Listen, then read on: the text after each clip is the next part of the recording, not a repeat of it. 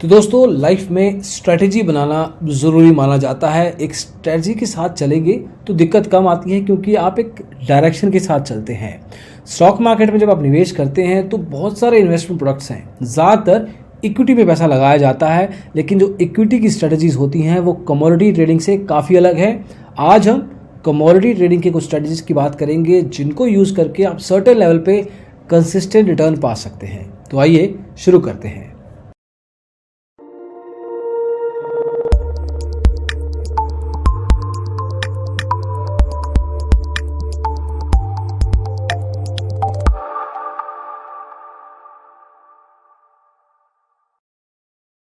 तो दोस्तों अगर आप एक बिगिनर हैं, शुरुआती निवेशक हैं, तो इक्विटी ट्रेडिंग में जो भी सीखा है उसको साइड पे कर दीजिए, क्योंकि यहाँ पे जो स्ट्रेटजी डिस्कस होंगी कमोडिटी ट्रेडिंग के चैलेंजेस काफ़ी अलग हैं। फॉर एग्जांपल अगर हम सप्लाई डिमांड की बात करें तो सप्लाई डिमांड का जो रूल है हालांकि इक्विटी मार्केट में अप्लाई होता है, लेकिन कमोडिटी मार्केट में इसके चैलेंजेस ही अलग हो जाते हैं। इसको आगे चल के भी एक्सप्लेन करेंगे डिटेल में कि कैसे। वहीं पे मार्केट के वॉलेटिलिटी कमोडिटी में बहुत ज़्यादा होती है as compared to stock market, जो जनरली कुछ ही स्टॉक्स में देखी जाती है। वॉलेटिलिटी ज़्यादा होने के चक्कर में आपको रिस्क ज़्यादा लेना पड़ता है, लेकिन रिस्क ज़्यादा लेने के चक्कर में रिटर्न भी ज़्यादा आ सकता है। तो इन सब फैक्टर्स को कंसिडर करना है जब आपको इन स्ट्रेटजीज़ को यूज़ करना है। पहली स्ट्रेटजी जो आपको ध्यान देनी है वो है डाइवर्सिफिकेशन। हालांकि ये इक्विटी मार्केट में भी कहा जाता है, लेकिन विद इन कमोडिटी ट्रेडिंग आपको अलग अलग कमोडिटीज़ के ऑप्शंस मिलेंगे। इसमें एग्री कमोडिटीज़ भी हैं, नॉन एग्री भी हैं। इसके अलावा इसमें भी और एक्सचेंज लेवल के चैलेंजेस हैं कि कौन से एक्सचेंज में पैसा लगाया जाए, उस पर भी आएंगे आगे चल के। अभी धीरे धीरे बेबी स्टेप्स लेते हैं।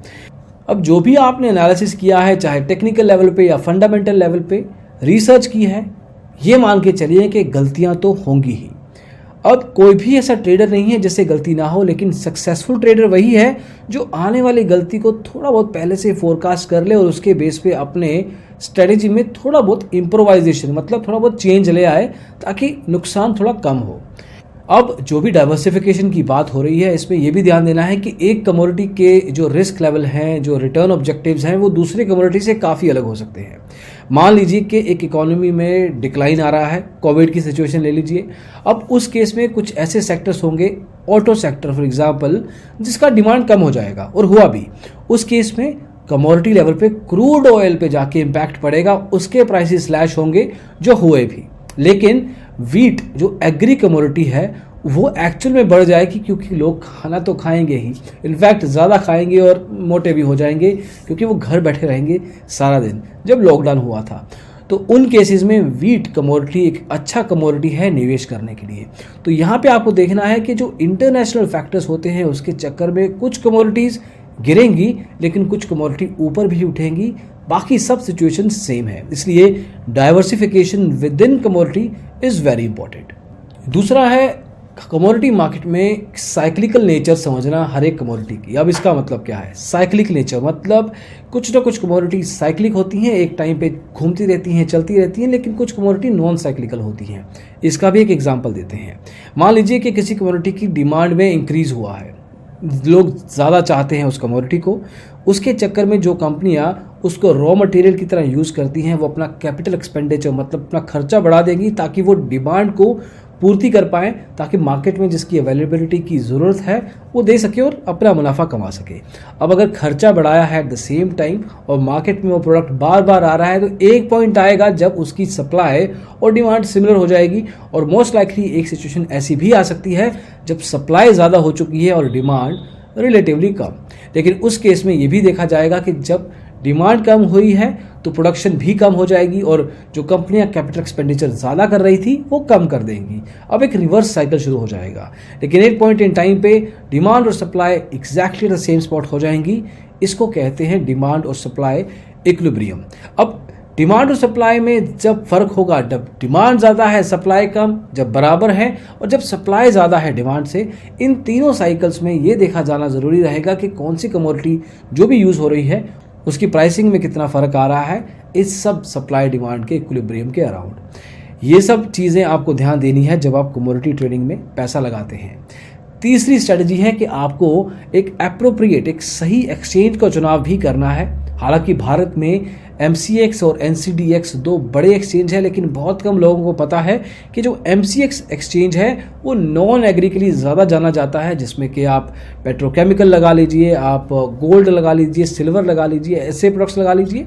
और जो NCDEX है उसको आप एग्री कमोडिटीज़ के लिए ज़्यादा बेहतर समझें, जिसमें कि वीट है, कॉटन है, ऐसे प्रोडक्ट्स हैं जो एग्रीकल्चर रिलेटेड हैं। तो इन दोनों चीज़ों को अगर आप ध्यान रखेंगे, एक्सचेंज के हिसाब से उस एक्सचेंज में ट्रेड करेंगे जिसमें वो कमोडिटी स्ट्रॉन्गर है, तो आपके प्रॉफिट बनने की चांसेस ज़्यादा है।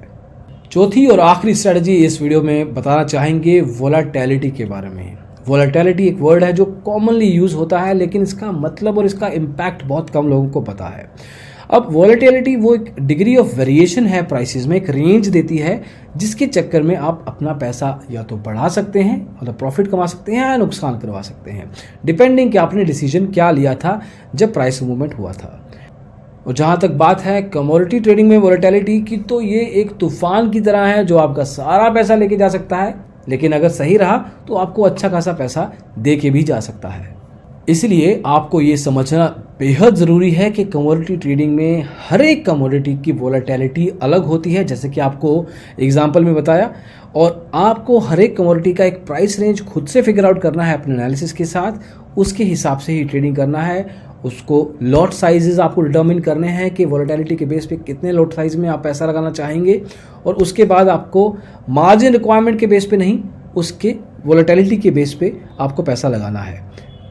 अब सिंपल शब्दों में कहें तो ज़्यादा वोलेटिलिटी आपको ज़्यादा रिस्क देगी, लेकिन अच्छा खासा रिटर्न भी दे सकती है, बट अनप्रेडिक्टेबिलिटी रहेगी। आपका एनालिसिस अगर सही है तो टेंशन लेने की ज़रूरत नहीं है। हालांकि अगर आप अच्छे ब्रोकर की ही बात करें तो मोतीलाल ओसवाल एक अच्छा ब्रोकर है जो सर्टेनली आपको इन चीज़ों में हेल्प कर सकता है। इनके रिकमेंडेशंस और टिप्स कमोडिटी मार्केट में अच्छे हैं, लेकिन जो एक शुरुआती निवेशक है उसको अच्छी और स्ट्रॉन्गर पोजीशंस कम वोलेटिलिटी प्रोडक्ट्स में लेनी चाहिए, जैसे कि गोल्ड है, ऑयल है, और लोअर पोजीशन लेनी चाहिए जिसमें कि वोलेटिलिटी ज़्यादा है, जैसे कॉपर है, एग्रीकल्चरल प्रोडक्ट्स हैं। तो बिगिनर के लिए ये चीज़ों का ध्यान देना ज़रूरी है कि कौन से कमोडिटी का वो चुनाव कर रहा है। तो दोस्तों ये थे 4 स्पेसिफिक स्ट्रेटजीज कमोडिटी मार्केट और कमोडिटी ट्रेडिंग के अराउंड। अब आप भी शेयर कर सकते हैं कि आप कौन सी टाइप ऑफ कमोडिटी ट्रेडिंग करते हैं, आप कौन सी रणनीतियां बनाते हैं इस मार्केट में अपना मुनाफा कमाने के लिए। इस वीडियो में दोस्तों बस इतना ही, होपफुली पसंद आया हो। लाइक कर दीजिए, शेयर कर दीजिए, और डिजिटल ब्लॉगर को सब्सक्राइब जरूर कीजिए अगर स्टॉक मार्केट के साथ जुड़े रहना है तो। Thank you so much, bye.